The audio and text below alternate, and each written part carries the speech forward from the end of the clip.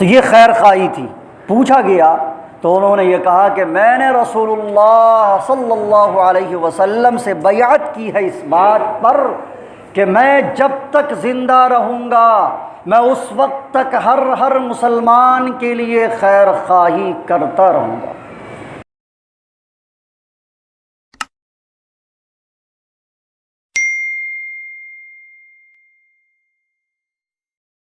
ایک صحابی ہیں حضرت تمیم داری انصاری رضی اللہ تعالی عنہ،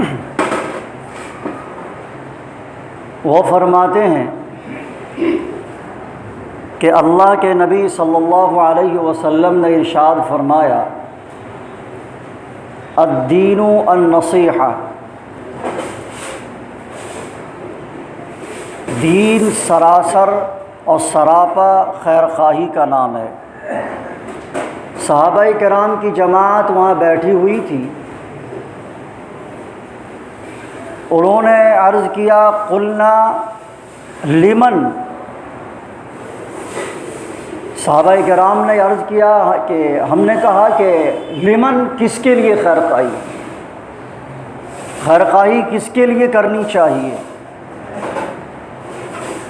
تو اللہ کے نبی صلی اللہ علیہ وسلم نے ارشاد فرمایا قال للہ ولکتابہ ولرسولہ ولأئمۃ المسلمین وعامتہم،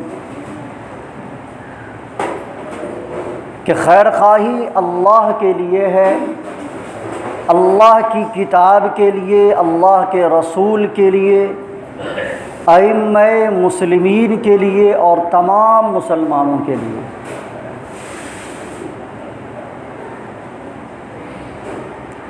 اب اس میں 5 باتیں ہوئیں۔ خیر خواہی اللہ کے لیے ہے، اللہ تعالیٰ کے حق میں خیر خواہی کا مطلب یہ ہے کہ اللہ کی ذات و صفات کو تسلیم کیا جائے، اللہ تعالیٰ کی وحدانیت کو، اس کی حمدانیت کو، اس کی سمدانیت کو، اس کی حاکمیت کو تسلیم کرنا، اس کا عقیدہ رکھنا، اور اللہ تعالیٰ کی ذات میں کسی کو شریک نہ کرنا، یہ اللہ تعالیٰ کے حق میں خیر خواہی ہے۔ اللہ کے علاوہ کسی کو نہ ماننا، شرک نہ کرنا، کفر نہ کرنا، اور اللہ تعالیٰ کی کتاب کے حق میں خیر خواہی یہ ہے کہ اس بات کا اعتقاد اور یقین اور عقیدہ ہونا چاہیے کہ اللہ تعالیٰ نے اپنی طرف سے جو کتاب نازل فرمائی ہے بذریعہ جبرائیل اپنے حبیب حضرت محمد الرسول اللہ صلی اللہ تعالی علیہ وسلم پر، وہ برحق ہے، سچ ہے اور بالکل صحیح ہے، اس میں کسی طرح کی کوئی کجی نہیں، کسی طرح کی کوئی غلط بات نہیں، وہ شاعروں کا کوئی کلام نہیں، بیہودہ اس میں گوئی نہیں، بیہودہ گوئی کی کوئی گنجائش نہیں، بلکہ جو کچھ کہہ دیا گیا ہے اس قرآن میں، اس کتاب میں، وہ بالکل برحق ہے۔ تو اللہ کی کتاب کے حق میں خیر خواہی کا یہ مطلب، اور اللہ کے رسول کے حق میں خیر خواہی کا مطلب یہ ہے کہ اس بات کا اعتقاد اور یقین رکھا جائے کہ اللہ تعالیٰ کے برگزیدہ بندے جو اللہ تعالیٰ اپنے بندوں کی ہدایت کے لیے بھیجتے رہے ہیں اور ان کو ایک سند دیتے رہے ہیں، وہ اللہ کی جانب سے برحق ہیں، اور ان کی رسالت کو اور ان کے پیغام کو مانا جائے اور اس کو فالو کیا جائے اور اس کو اپنی زندگی میں برتا جائے، اس کی تعظیم کی جائے، اس کا اکرام کیا جائے۔ اور پھر وَلِأَئِمَّةِ الْمُسْلِمِينَ، چوتھی بات فرمائی کہ مسلمانوں کا جو بادشاہ ہے، مسلمانوں کی طرف سے جو امام ہے، تو ظاہر بات ہے کہ جمہوری ملک میں جو علماء ہوتے ہیں، ائمہ کرام ہوتے ہیں، وہ مسلمانوں کے رہنما اور قائد اور لیڈر ہوا کرتے ہیں، لہذا ان کے حق میں خیر خواہی کا مطلب یہ ہے کہ ان کی بات کو مانا جائے اگر قرآن و سنت کی روشنی میں، اور علماء کی قدر کی جائے، ان کی تعظیم اور ان کا احترام، ان کی تکریم ہو، یہ ہے خیر خواہی۔ وعامتہم، اور عام مسلمانوں کے لیے بھی خیر خواہی ہے۔ اور عام مسلمانوں کے حق میں خیر خواہی کا مطلب یہ ہے کہ عام مسلمان کے سلسلے میں بالکل بھلا سوچے، صحیح سوچے، اور ہمیشہ اس کی فکر رہے کہ ایک مسلمان دوسرا مسلمان پر جو حق ہے اس حق کو ادا کرے۔ تو حضرت تمیم داری رضی اللہ تعالی عنہ کی ایک روایت یہ تھی، مختصراً ہم نے مطلب بیان کر دیا۔ ایک اور صحابی ہیں حضرت جریر بن عبداللہ بجلی رضی اللہ تعالی عنہ، برگزیدہ صحابی ہیں، بہت بڑے صحابی ہیں، چونکہ ان کی ماں کا نام، ان کی والدہ کا نام بجلیہ تھا، اس لیے یہ بجلی کہلاتے ہیں۔ اور قبیلہ مطلب یہ کہ جب بھی ان کا نام آتا ہے تو یہ لکھا جاتا ہے اس طور پر کہ تاکہ لوگوں کو معلوم ہو جائے کہ یہ وہ جریر بن عبداللہ ہیں جن کی والدہ کا نام یہ ہے۔ یہ اپنی قوم کے سردار بھی تھے۔ ایک واقعہ لکھا ہے سیر اعلام النبلاء کے اندر ان کا، کہ جب مسجد نبوی میں حضرت جریر بن عبداللہ رضی اللہ تعالی عنہ تشریف لائے تو صحابہ کرام کی ایک جماعت اللہ کے نبی صلی اللہ علیہ وسلم کی خدمت میں تشریف فرما تھی۔ حضرت جریر رضی اللہ تعالی عنہ آئے تو اللہ کے نبی نے اپنے اوپر سے چادر اتارا اور ان کے لیے بچھا دیا، اور حضرت جریر رضی اللہ تعالی عنہ پر تشریف فرما ہوئے۔ اور اللہ کے نبی صلی اللہ علیہ وسلم نے ارشاد فرمایا کہ اذا اتاکم کریم رجل یا کریم قوم فاکرموہ، جب تمہارے پاس کسی قوم کا معزز اور بہترین آدمی آئے تو تم اس کا اکرام کرو، یہ سبق سکھایا۔ جب اسی مجلس میں حضرت جریر بن عبداللہ رضی اللہ تعالی عنہ بیٹھے ہوئے تھے، بیعت کی، تو بیعت بہت ساری چیزوں پہ کی۔ آخری بات یہ تھی کہ بایعت رسول اللہ صلی اللہ علیہ وسلم علی اقام الصلاۃ و ایتاء الزکاۃ والنصح لکل مسلم۔ حضرت جریر بن عبداللہ البجلی رضی اللہ تعالی عنہ فرماتے ہیں کہ میں نے رسول اللہ صلی اللہ علیہ وسلم سے بیعت کی اس بات پر کہ میں ہمیشہ نماز کی پابندی رکھوں گا اور زکوٰۃ ادا کرتا رہوں گا، اور اس بات پر میں نے بیعت کی کہ میں تمام کے تمام مسلمانوں کی خیر خواہی کروں گا اور نصیحت کروں گا۔ چنانچہ محدثین نے ان کے واقعات لکھے۔ ویسے تو سارے کے سارے صحابہ قابل نمونہ ہیں، قابل عمل ہیں، قابل تقلید ہیں، اور ہر ایک کے اندر ایک اسوہ ہے، اس لیے کہ وہ آفتاب نبوت سے براہ راست فیض پانے والے اور تربیت یافتہ تھے۔ صحابہ کرام کی زندگی اور صحابہ کرام کے حالات کو پڑھ کر دیکھیں تو آپ کو پتہ چلے گا کہ صحابہ کرام اللہ کے نبی صلی اللہ علیہ وسلم کے ہر حکم پر مر مٹنے کے لیے تیار ہو جاتے تھے، اور ایک مرتبہ کبھی بھی زندگی میں اللہ کے نبی کی کوئی بات سن لی تو اس کو پوری زندگی برتتے تھے اور اس کو فالو کرتے تھے اور اپنی جان بھی قربان کر دیتے تھے۔ لیکن حضرت جریر بن عبداللہ بجلی رضی اللہ تعالی عنہ، جو انہوں نے بیعت کی تھی کہ میں نماز کی پابندی کروں گا، زکوٰۃ ادا کروں گا اور ہر مسلمان ہر ایک مسلمان کی خیر خواہی کروں گا، انہوں نے عملی نمونہ پیش کیا۔ ان کا واقعہ لکھا ہے کہ ایک مرتبہ گئے گھوڑا خریدنے کے لیے. تو پہلے زمانے میں تو گھوڑ سواری تھی، یا اونٹ پر سوار ہو کر کے سفر کرتے تھے لوگ، یا گھوڑے پر. جنگ وغیرہ کرتے تھے تو گھوڑے پر یا اونٹ پر. اس زمانے میں تو موٹر گاڑیاں اور ریل گاڑیاں اور یہ ہوائی جہاز، یہ ساری سہولتیں تو میسر تھیں نہیں. تو لوگ تلاش کرتے تھے کہ اچھا سے اچھا نسل کا گھوڑا ملے، تیز ترار ملے، طاقت و قوت کے اعتبار سے بہت مضبوط ہو. تو حضرت جریر بن عبداللہ جب گئے خریدنے کے لیے تو سامنے بیچنے والے نے کہا کہ یہ 3000 درہم کا ہے، یا 300 درہم کہا انہوں نے. تو مان لیا فرض کردم کہ 300 درہم کہا. تو حضرت جریر بن عبداللہ نے کہا کہ یہ 300 درہم کا نہیں لگتا ہے، یہ میرے خیال سے یہ 400 درہم کا ہے. اب دیکھیے یہ خرید رہے ہیں، حضرت جریر بن عبداللہ رضی اللہ تعالی عنہ گھوڑا خرید رہے ہیں، بیچنے والا کہہ رہا ہے کہ 300 درہم کا ہے. یہ کہتے ہیں کہ میرا خیال یہ ہے کہ یہ گھوڑا اپنے جسم و جثہ کے اعتبار سے اور نسل کے اعتبار سے اس کی قیمت 400 درہم ہونی چاہیے. تو کہا ٹھیک ہے آپ کی مرضی ہے، آپ 400 درہم دے دیں. تو حضرت جریر بن عبداللہ کہتے نہیں، میرے خیال سے اس کی قیمت اور ہے، میرے خیال میں لگتا ہے کہ 600 درہم ہے اس کی. کرتے کرتے اس کی قیمت 700 درہم انہوں نے طے کی، اور 700 درہم میں انہوں نے گھوڑا خرید لیا.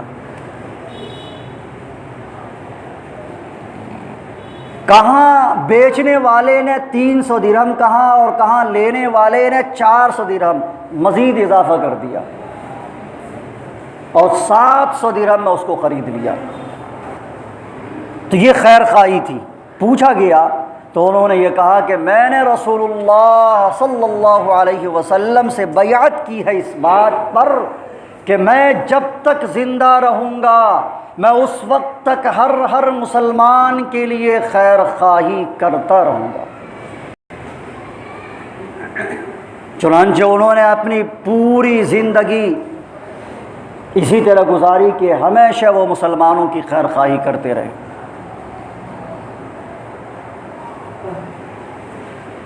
اور پھر اللہ کے نبی صلی اللہ علیہ وسلم نے ان کی تربیت ہی ایسی کی تھی کہ خیر خواہی طبیعت ثانیہ بن گئی تھی، اور زندگی کے ہر موڑ پر. اور اس کے بعد جو آنے والے لوگ ہیں تابعین ہیں، ان کا دور بھی اسی طرح کا سنہرا دور ہے. تبع تابعین ان کا بھی سنہرا دور، مسلمانوں کے جو ہمارے اسلاف ہیں ان کا بھی دور اسی طرح تابناک اور روشن تھا. یہودی اور عیسائی، اور انہوں نے ایک مرتبہ سروے کیا کہ آخر کیا بات ہے کہ مسلمان کبھی ہارتے ہی نہیں، فتح پہ فتح کرتے چلے جا رہے ہیں، ان کا دور بہت تابناک اور روشن ہے، کیا وجہ ہے کہ یہ ہمیشہ آگے ہی بڑھتے چلے جا رہے ہیں. تو ایک یہودی نے سروے کے طور پر بھیجا، یہودیوں کی جماعت ایک یہودی کو جو بہت انٹیلیجنٹ تھا، بہت زیادہ ذہین اور فتین اور بہت زیادہ ہوشیار اور چالاک تھا، بغداد بھیجا. اس وقت مسلمانوں کی وہ حکومت تھی، دارالحکومت بغداد. تو بغداد میں جب وہ یہودی آیا تو بھوک لگی ہوئی تھی، ایک مطعم اور ہوٹل میں گیا کھانا کھانے کے لیے، لیکن وہ نوٹس کر رہا تھا ہر بات کا کہ آخر یہ لوگ کرتے کیا ہیں. تو وہ جو بیٹھنے گیا وہاں بیٹھا ہوٹل میں جا کر کے اور کھانا کھانے لگا. آرڈر دیا، آرڈر دینے کے بعد کھانا کھانے لگا. پاس ہی میں ایک مسلمان کھانا کھا رہا تھا. تو وہ دیکھا کہ یہ آدمی یہاں کا نہیں لگ رہا ہے، بغداد کا نہیں ہے، کہیں باہر کا ہے، اور سفر سے آیا ہے، اور سفر کے آثار ان کے چہروں سے نمایاں ہیں. تو یہ ترچھی نظروں سے اس کو دیکھ رہا ہے اور کھا رہا. اور کھانے کے بعد وہ اٹھا اور کاؤنٹر پر گیا اور اس نے اپنا بل ادا کیا مسلمان نے، اور یہ کہا کہ ہمارے بغل میں جو بندہ کھا رہا ہے نا، ابھی جو کھا رہا تھا اور ابھی بھی کھا رہا ہے، اس کا بتا دو کتنا پیمنٹ ہوا، میں ادا کر دیتا ہوں۔ اور یہ ہے کہ تم بتانا نہیں کہ فلاں صاحب نے ادا کر دیا، تاکہ وہ شکریہ بھی ادا نہ کریں ہمارا، چونکہ میں اجر اللہ سے لوں گا، اس کا شکریہ ادا کر کے میں اپنے اجر کو ظاہر ہی کرنا چاہتا ہوں۔ چنانچہ اس نے بتا دیا، اس نے پیمنٹ کر دیا اور وہ چلا گیا۔ یہ بھی یہ یہودی کھا کر کے کھانا کھا کے فارغ ہوا اور اٹھا اور کاؤنٹر پر آیا تو صاحب کاؤنٹر نے بتایا کہ آپ کا بل پے ہو چکا ہے، کسی نے ادا کر دیا ہے۔ تعجب ہوا اس کو، بھائی میں مسافر اجنبی آدمی، میرا کون یہاں کوئی رشتہ دار نہیں، کچھ بھی نہیں، کس نے ادا کر دیا؟ بھائی کس نے ادا کیا ہے؟ تو یہ پتہ نہیں ہے۔ اس نے کہا بتانے کے لیے نہیں۔ بہرحال وہاں سے نکلا، بازار میں گیا۔ اب چونکہ عصر کے بعد کا وقت تھا، مغرب قریب ہے، اور مغرب جب ہو جائے تو اس طرح کے تو قمقمے تھے نہیں، بجلیاں تھی نہیں کہ روشن ہو اور کہیں آدمی مسافر کہیں کا کہیں چلا جائے، ایسا تو تھا نہیں، روشنی کا انتظام کرنا پڑتا تھا۔ ہمارے گاؤں میں بھی 50 سال پہلے کا کیا زمانہ تھا، لالٹین لے کے چلتے تھے، ٹارچ لے کے چلتے تھے۔ تو اس نے سوچا کہ بھائی ٹارچ وغیرہ کا انتظام کر لیں، تو ایک بازار سے گزر رہا تھا تو سوچا اور ایک دکان میں گیا، تو اس نے پوچھا کہ بھائی آپ کے پاس ٹارچ ہے؟ کہا جی ٹارچ ہے۔ تو دکھائیں کتنی قیمت ہے؟ تو 20 دینار ہے۔ تو دے دیں۔ کہا ٹھیک ہے میں تو دے تو دوں گا، لیکن ایسا کریں آپ یہی چیز اسی کمپنی کی اور اسی ماڈل کی چیز آپ کو دیکھیے وہ دکان ہے وہاں چلے جائیں، اس دکان سے آپ لے لیں، اس لیے کہ میں دن بھر بہت بیچ لیا ہوں، میرے لیے کافی ہے۔ میں دیکھ ہی رہا ہوں کہ صبح سے ان کے پاس کوئی کسٹمر نہیں آیا ہے، اگر وہ آپ اس سے لے لیں گے تو ان کی بیوی بچوں کا خرچہ نکل جائے گا، آخر وقت ہے، آپ کو یہی چیز وہاں مل جائے گی۔ میں تعجب میں تھا، گیا آخر کار وہاں اس دکان پہ، اس نے بتایا کہ اس طرح ہمیں ٹارچ چاہیے، تو کہا ہاں ہے۔ اس نے وہ ٹارچ لیا اور لینے کے بعد بل ادا کیا اور چلتا بنا۔ لیکن وہ ہمیشہ تعجب میں تھا، وہ اسی وقت سے ہوٹل ہی سی کہ آخر مسلمان کی ترقی کا سبب کیا ہے۔ وہ سوچتا رہا، اس کو مل گیا کہ آخر کوئی وجہ نہیں سوائے اس کے کہ مسلمان کے ہر فرد میں خیر خواہی کا جذبہ کوٹ کر بھرا ہوا ہے۔ آج بھی جو قوم ہندوستان کے اندر ترقی یافتہ ہے، سکھ 4 سے 5% اپنے یہاں فیصد ہیں ہندوستان کے اندر، لیکن ہر جگہ ان کا رعب اور دبدبہ ہے، اس سے کوئی ٹکرا نہیں سکتا، اگر ٹکراتا ہے تو آپ لوگ دیکھ چکے ہیں ان کا حشر کیا ہوتا ہے۔ آپ دیکھیں جا کر کے جگہ جگہ لنگر لٹانا اور سبیل لگانا اور بھوکوں کو کھانا کھلانا، ننگوں کو کپڑا پہنانا اور پیاسوں کو پانی پلانا ان کا شیوا اور شعار ہے۔ جب کوئی بھوکا آدمی کھانا کھاتا ہے تو دل سے دعا دیتا ہے، جب کوئی پیاسا آدمی پانی پیتا ہے اور اس کے حلق سے نیچے ٹھنڈا پانی اترتا ہے تو اس کے روئیں سے اس آدمی کے لیے دعا نکلتی ہے۔ خیر خواہی کا یہ جذبہ ہم مسلمانوں کو بھی اپنانا چاہیے۔ خیر خواہی کا یہ جذبہ اس طرح بھی ہونا چاہیے کہ ہم مسلمانوں کے حق میں غلط نہ سوچیں، کسی کی تذلیل نہ کریں،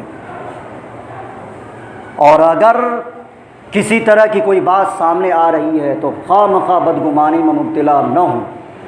یا ایھا الذین آمنوا ان جاءکم فاسق بنبأ فتبینوا ان تصیبوا قوما بجہالہ۔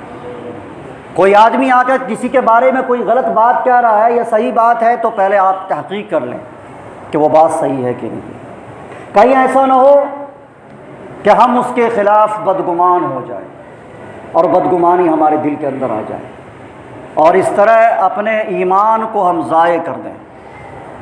اور ایسا ہوتا رہا ہے اور ہمیشہ ہوا ہے، لیکن جو عقل مند ہیں، ہوش مند ہیں، وہ بات کو سمجھ لیتے ہیں اور پرکھ لیا کرتے ہیں۔ جس طرح سے بہت پروپیگنڈا کیا گیا کہ حماس دہشت گرد تنظیم ہے، یہودی کی لابی پورے طور پر مصروف کار رہی، امریکہ کا انٹیلیجنس اور جتنی بھی ان کی تنظیمیں تھیں، اس بات کو پھیلایا اور پوری دنیا کے اندر اس بات کو پھیلا دیا کہ واقعی حماس دہشت گرد تنظیم ہے، لیکن آپ حقیقت کا مطالعہ کریں، جیسا کہ ہم نے 2 جمعہ پیچھے اس کے بارے میں بتایا ہے کہ یہ اللہ کے نبی صلی اللہ علیہ وسلم کے اس حدیث کے بالکل حقیقی مصداق ہے کہ ایک جماعت ہوگی قیامت تک جو اللہ کے راستے میں جہاد کرتی رہی ہے۔ اگر حماس آج بیٹھ جائے سارا معاملہ ختم، کہاں مسجد اقصی اور کہاں فلسطین، کچھ بھی نہیں، کوئی ایشو، کوئی معاملہ نہیں۔ ایک واحد جماعت ہے اس مسلمانوں کی جو جہاد کر رہی ہے اور صحیح اور حق جماعت ہے، لیکن پروپیگنڈا کے ذریعے اس کو اتنا پھیلایا ہے کہ ہم مسلمانوں نے یہ سوچا کہ واقعی دہشت گرد تنظیم ہے۔ دہشت گرد تو اسرائیل ہے جو بچوں اور معصوموں کو مار رہا ہے، لیکن ہم یہ سوچ رہے ہیں کہ دہشت گرد حماس ہے۔ حماس دہشت گرد نہیں ہے، یہ پروپیگنڈا پھیلا دیا گیا ہے۔ اسی طرح سے کسی مسلمان کے بارے میں اس طرح غلط افواہ اور غلط باتیں اڑا دی جاتی ہیں۔ حقیقت یہ ہے کہ ہمیں چاہیے کہ ایسے وقت میں ہم ہوشیار رہیں اور تحقیق کریں کہ واقعی کیا حقیقت ایسا ہے یا نہیں۔ بہرحال تو دین سراپا خیر خواہی کا نام ہے، اور خیر خواہی چاہے انسان کے ساتھ ہو یا جانور کے ساتھ، جانور کے ساتھ بھی خیر خواہی اللہ کو مطلوب ہے۔ ایک بدکار فاحشہ عورت جانوروں کے ساتھ خیر خواہی کرتی ہے، جنت میں پہنچ جاتی ہے۔ تو خیر خواہی تو ایسا ہے کہ انسان تو انسان، جانور کے ساتھ بھی، کہ کتے کو پانی پلا دیا، کتا پانی پی کر سیراب ہوا اور آواز نکالی، خوش ہو گیا کتا، ادھر اللہ تعالیٰ نے اس کی مغفرت کر دی اس بدکار و فاحشہ عورت کی۔ تو یہ جذبہ ہمارے اندر ہمیشہ بیدار رہنا چاہیے۔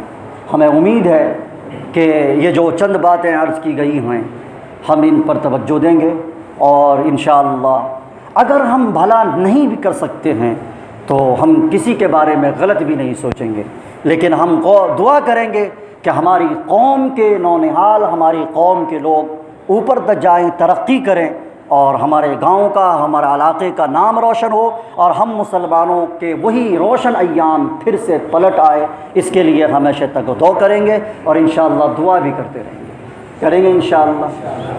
اللہ تعالی ہم سب کو کہنے سننے سے زیادہ عمل کی توفیق عطا فرمائے۔ آمین۔ وآخر دعوانا الحمدللہ رب العالمین۔